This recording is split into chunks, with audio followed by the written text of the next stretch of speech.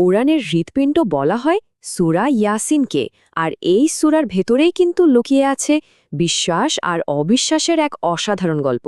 তো আজ আমরা সেই গল্পটাই শুনব। ভাবুন তো একবার, কিভাবে একদম সাধারণ মানুষের বিশ্বাস একটা গোটা জনপদের ভাগ্য নির্ধারণ করে দিতে পারে। এই কাহিনীটা কিন্তু আমাদের ঠিক সেই উত্তরের দিকেই নিয়ে যাবে। তাহলে আর দেরি কেন, চলুন সরাসরি গল্পে চলে যাই। আমরা ফিরে যাচ্ছি অনেক অনেক বছর পেছনে, এক প্রাচীন সময়ে। গল্পের পটভূমিটা হল সিরিয়ার আন্তাকিয়া শহর, আর সময়টা হল হজরত ঈসা আলাইহির জন্মের আগের। মানে সেখানকার মানুষজন তখন ছিল পৌত্তলিক, তারা বিভিন্ন মূর্তির পূজা করত। আর ঠিক এই শহরেই থাকতেন আমাদের গল্পের মূল চরিত্র হাবিব আন-নাজ্জার। পেশায় তিনি ছিলেন একজন সাধারণ কাঠমিস্ত্রি, কিন্তু তার জীবনটা সত্যি বলতে একদমই সাধারণ ছিল না। তিনি কুষ্ঠরোগে ভুগছিলেন, আর এই রোগ থেকে মুক্তির জন্য বছরের পর বছর ধরে নানা দেবদেবীর মূর্তির কাছে প্রার্থনা করে গেছেন, কিন্তু কোনো লাভ হয়নি। তো এই যে একটা নিরাশার পরিস্থিতি, এর মধ্যেই একটা ঐশ্বরিক ঘটনা ঘটল, যা সব কিছু একেবারে বদলে দিল। চলুন দেখি ঠিক কী হয়েছিল। সেই জনপদকে সঠিক পথ দেখানোর জন্য আল্লাহ সেখানে দুজন বার্তাবাহী পাঠালেন। তাদের মিশনটা ছিল খুব পরিষ্কার, মানুষকে মূর্তি পূজা থেকে ফিরিয়ে এনে এক সৃষ্টিকর্তার পথে ডাকা। আর অদ্ভুতভাবে শহরে ঢুকেই তাদের প্রথম দেখা হলো কার সাথে জানেন? সেই অসুস্থ হাবিবের সাথে। হাবিব তাদের সব কথা মন দিয়ে শুনলেন, কিন্তু তিনি হুট করে বিশ্বাস করার মানুষ ছিলেন না। তিনি তাদের সরাসরি চ্যালেঞ্জ করে বসলেন, আপনারা যে বলছেন তার প্রমাণ কি? কোনো প্রমাণ আছে? মানে তিনি শুধু মুখের কথায় ভুলবার পাত্র ছিলেন না। আর ঠিক এখানেই গল্পটা একটা অসাধারণ মোড় নিল। বার্তাবাহীরা হাবিবকে বললেন, আমরা আমাদের সৃষ্টিকর্তার কাছে প্রার্থনা করব, তিনি আপনাকে সুস্থ করতে পারেন। আর অবিশ্বাস্য হলেও ঠিক তাই ঘটল। তাদের প্রার্থনার সাথে সাথে আল্লাহ হাবিবকে পুরোপুরি সুস্থ করে দিলেন। ভাবুন তো, যে আরোগ্যের জন্য তিনি সারা জীবন মূর্তির পায়ে মাথা ঠুকেছেন, সেটা এক মুহূর্তে পেয়ে গেলেন।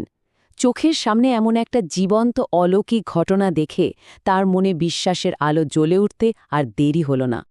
তো হাবিবের জীবনে তো বিশ্বাসের আলো এলো, কিন্তু শহরের বাকিদের কি হলো?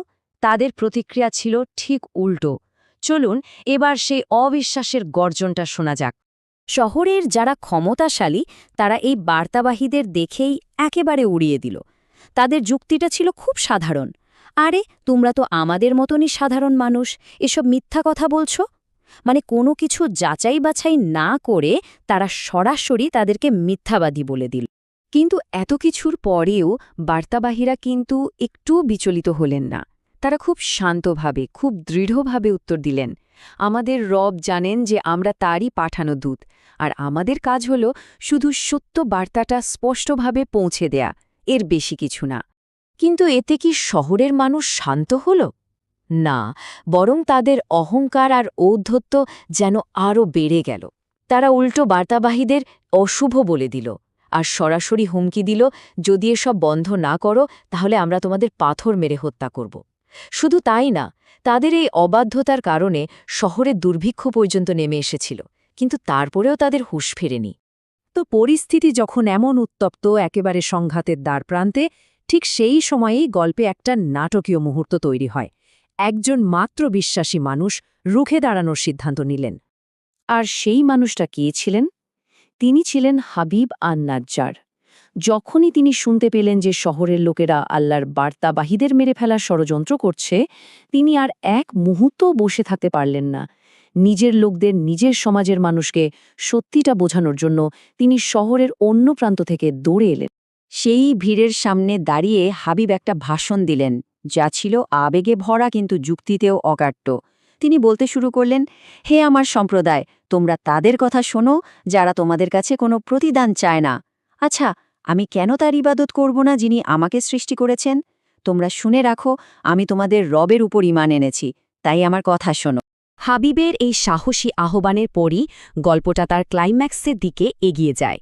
এমন এক পরিণতি যেখানে বিশ্বাসী আর অবিশ্বাসীর ভাগ্য একেবারে নির্ধারিত হয়ে গেল। কিন্তু দুঃখের বিষয় হল তার এই আকুল আবেদনে কেউ কান দিল না, উল্টো সেই ক্ষিপ্ত জনতা তাকেই নির্মমভাবে হত্যা করল। কিন্তু তার মৃত্যুর মুহূর্তে ঘটল এক অলৌকিক ঘটনা।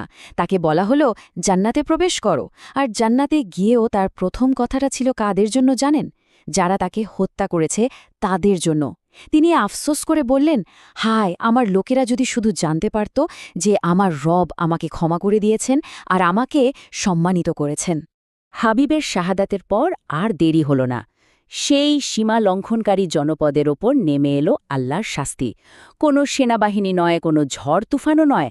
কোরআনে বলা হয়েছে শুধু একটাই বিকট গর্জন, আর সে এক গর্জনেই পুরো জনপদ একেবারে নিস্তব্ধ, নিষ্প্রাণ হয়ে গেল। জাস্ট এক মুহূর্তে সবকিছু শেষ। তো এই অসাধারণ গল্পটা তো শেষ হলো, কিন্তু প্রশ্ন হলো এখান থেকে আমাদের মূল শিক্ষাটা কি? এখানে সূরা ইয়াসিনের গঠনটা কিন্তু খুবই ইন্টারেস্টিং।